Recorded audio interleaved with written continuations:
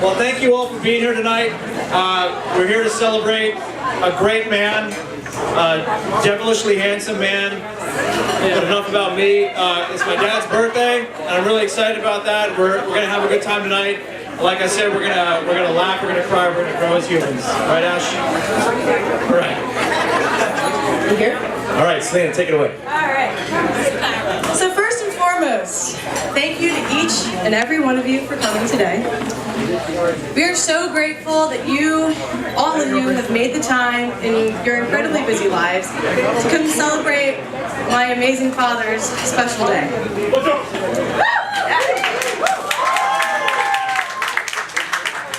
Each of you, I'm back on. Okay. Each of you has had an impressionable impact on all of our lives. I've been told to come over here, so you know what? I'll just this way. Okay. And we feel incredibly blessed to call you guys our family, truly, and from the bottom of our lives. I'm told to go back over here. That's cool. So I have a little anecdote to share with you guys, and I hope you don't groan at that. It's not super emotional or even something that the average person would note, but to me it reflects one of my favorite qualities about my dad. And that quality is his unconditional willingness to do anything and everything in his power to put a smile on my face.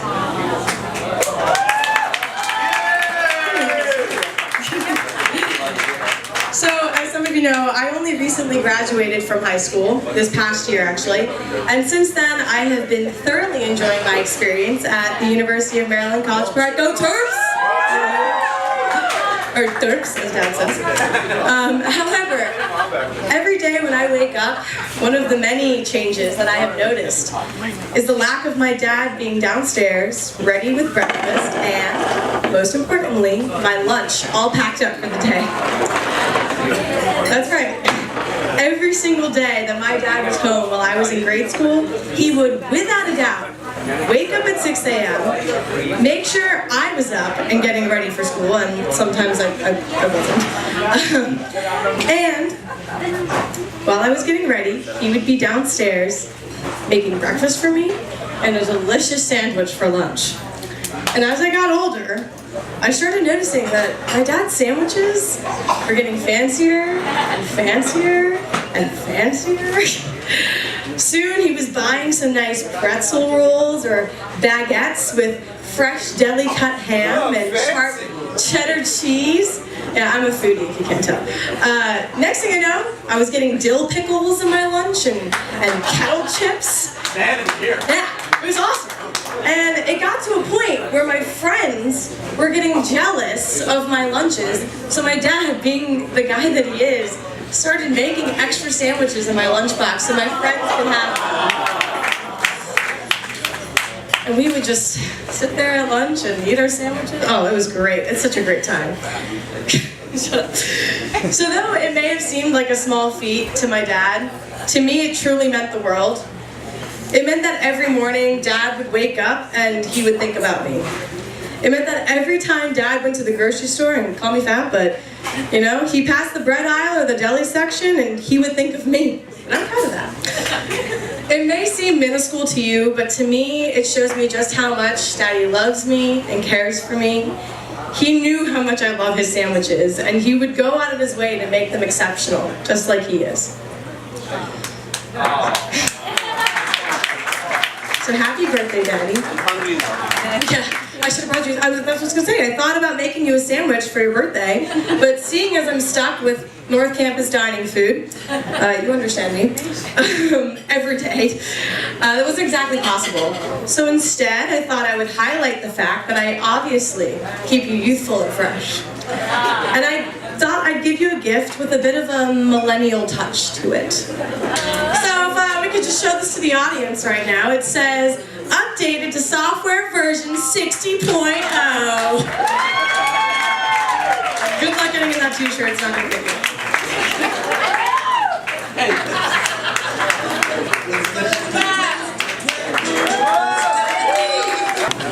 Hello everyone, thank you so much for coming today on this special occasion. So if anybody does not know, I am Ashley. We all know.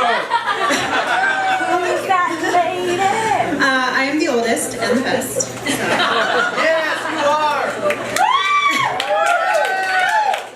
But it's not about me today, it's about my daddy. Just a little bit. So I have some facts from the very, very, very ancient year of 1956. And maybe some of you in the room could relate to some of these things, so please feel free to join and clap in. So in 1956, Elvis Presley breaks into the USA music charts with his first hit, Heartbreak Hotel.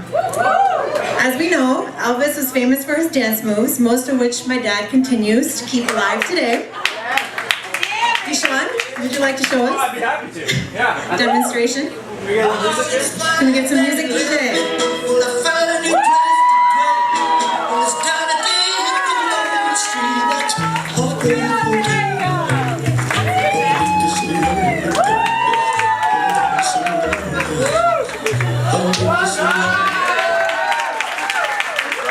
And mind you, we see this in the kitchen every evening. Just to Mukesh. Wednesday through Sunday. Just to Mukesh. The Indian Elvis. The Indian Elvis. Also in 1956, IBM invents the first hard disk, and Dad's career in IT is destiny. A new car in 1956 cost $2,050, the amount that my dad has spent on my tires in a year. Ron Uncle knows, I told him about it today. Also, gas costs 22 cents a gallon. Isn't that great? Can you imagine? Yeah. If that was just the case today. The President of India is Rajinder Prasad. And also some famous movies from 1956 with Raj Kapoor, my dad's favorite actor.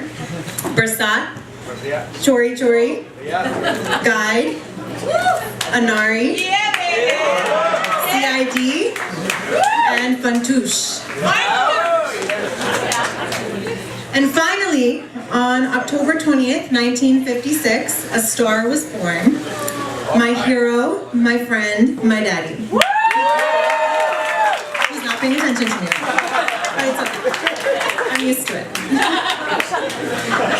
So just wanted to share some special stories real quick, just to give you a recap of why this day is so special, why my dad is so special to me. I know I posted about this on Facebook a while ago, so some of you guys might have seen it, but one of my fondest memories of my dad is when I was a baby, and it was a very, very hot, hot day in Canada, 90 degrees, and he puts me in the baby chair, and my thigh got burned by the seatbelt. And he was panicking. He was like, oh my God, like, this can't happen, and I had a pretty bad burn. So the next day, he goes out and buys a new car with air conditioning. Back in the day. Another memory that I have, and you guys are gonna laugh about this. So I was a little chubby when I was when I was younger, and I remember we were driving to Bowie's house, and we stopped at the gas station, and Dad's filling the gas, and I said, Dad, can you get me some chocolate pretzels? He just went off on me. No, you keep eating all these chocolate pretzels, you're gonna get fat. You're so fat. What are you doing right now? And my heart was broken. Scarred for life. Scarred for life. I don't think I've had a chocolate pretzel since. But you know, he was looking out for me. And the next that I have is my graduation from University of Delaware in 2007. I have never seen my dad cry, not once. And when I walked down that graduation aisle, and when afterwards when we were taking photos, things like that, I saw my dad tear up and cry for the first time, and it just meant the world to me. It just meant, I could feel how proud he was. So that was one of my most fondest memories of my dad. And all of these stories, the theme in all of it, is that, like Selena said, my dad has always wanted the best for me. He's always wanted to see me smile. He's always been caring. He's always been 2 steps ahead, knowing what I needed before I even needed it. So with that being said, Dad, I wish you a very, very, very happy 60th birthday. And although you're an old man, you still look so good. Sexy at 60. Round of applause, sexy at 60. And one more thing. tonight, and I forgot my gag gift because I was rushing to get out the door. But I will tell you guys all what it was because it's pretty funny. So I couldn't leave here tonight. Dad, where'd he go?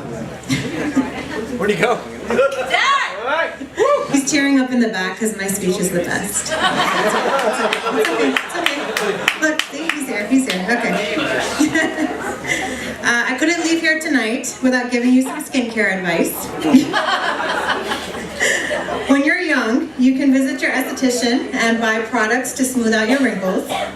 But once you reach 60 years old, your wrinkles get deeper, and the best strategy is to just fill them in. And I had a caulk gun for you to give you tonight, but don't worry, it's at home and waiting for you to fill in those wrinkles. Happy birthday, Dad.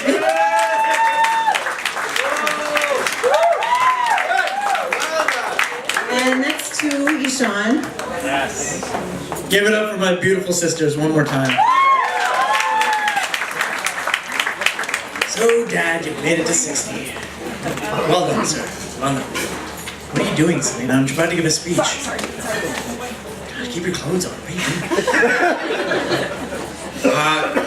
So, about a year and a half ago, I was about to ship off to boot camp, and my dad called me into his office in our house. And the Oval Office, like you call it. It's actually rectangular, but we call it the Oval Office. And Dad called me in the office, and in his office, he's got a picture of his father, my dada. He's got a picture of his mother, my dadi, both of whom are no longer with us. And he's got a picture of our family. And he pulled me up in front of those pictures, and he gave me a hug, and he said, "Son, just be a good man. You're going off and taking a big step in your life. You're about to go get your ass kicked at boot camp, and I just want you to be a good man and make sure you remember where you came from." Now, when we went to officer training school, we learned that the Air Force has 3 core values, right? And we get hammered with the 3 core values, right? Integrity first, service before self, and excellence in all we do. Those are our 3 core values that we try to live by in our careers and our personal lives. And it struck me as I was thinking about this speech in particular, but as I was reflecting on Veterans Day and reflecting on service and all that, that I didn't really have to look very far to see a perfect example of a guy who lives by those core values. All right. Integrity first, service before self, and excellence in all we do. So I want to start with that first one, integrity first, right? Doing the right thing when no one's looking, standing up for your principles even though it means there might be some hardship that comes to you or to your family. I remember it was 2006. My dad had just moved the family down to Richmond, Virginia. Anyone from Virginia here? I know we got a few people from Virginia. Yeah? Oh, you guys are real enthusiastic about it. Yeah. We're Nova. Over there too. So we moved to Richmond. There we go. We moved to Richmond, and we just moved from Delaware, where I'd grown up and spent my formative years going to high school, all that stuff. So I was kind of upset. We left Delaware, whatever. But we moved to Richmond. I had started freshman year at GW, and I came home in the fall, and we had just moved. And Dad comes into the living room as I'm coming home visiting from college, and he says, "Hey son, I got to talk to you about something." So he pulls me into the living room and he says, "All right, you know how we just moved here?" I'm like, "Yeah." He's like, "Yeah, we're gonna have to move again." And he told me that circumstances kind of beyond his control, but the employment opportunity he had gotten in Richmond just wasn't working out the way he thought it was going to work out. And he had just moved the whole family down here. And he said, "It just didn't work out, son, and we're going to have to move again, and I'm going to need your help with that." And I could have been angry, I could have been sad, I could have been frustrated, all that, but I wasn't. And the reason why is because I knew if Dad is saying we got to do this, he's doing it for the right reason. He's doing it. I don't have to question his judgment. I don't have to question his integrity. He's doing it for the right reason. So I didn't even question it. And that's just because I have faith in his integrity that he's doing the right thing for his family. And that goes into the second kind of core value, service before self. And really in this instance, it's putting the family before yourself. I remember, today's Saturday, right? So tomorrow's gonna be Sunday in November. I remember 13, 14 years ago, Sundays in November,